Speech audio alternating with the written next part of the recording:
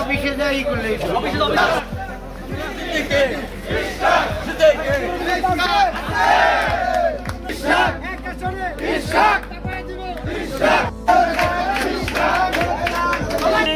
Bangladesh supreme কোর্টের বিজ্ঞ আইনজীবী জাতীয় নেতা চৌধুরী তানভীর আহমেদ সিদ্দিকীর কনিষ্ঠ পুত্র ডক্টর ব্যারিস্টার চৌধুরী ইশরাক আহমেদ সিদ্দিকী আজকের এই অফিস এটা 9 নং ওয়ার্ডের কার্যালয়।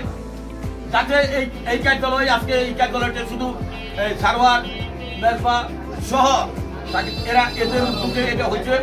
আগামী দিনে যেন এই অফিস রাজনৈতিকভাবে ব্যবহার করা হয়, অন্য কোনোভাবে ব্যবহার করা চলবে না, শুধু রাজনীতি আর রাজনীতি।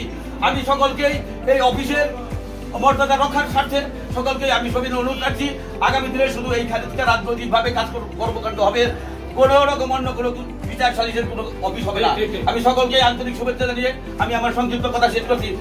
সবাইকে ধন্যবাদ। আসসালামু আলাইকুম। আজকে আমাদের একটি অফিস উদ্বোধন করার জন্য উপনীত হয়েছি।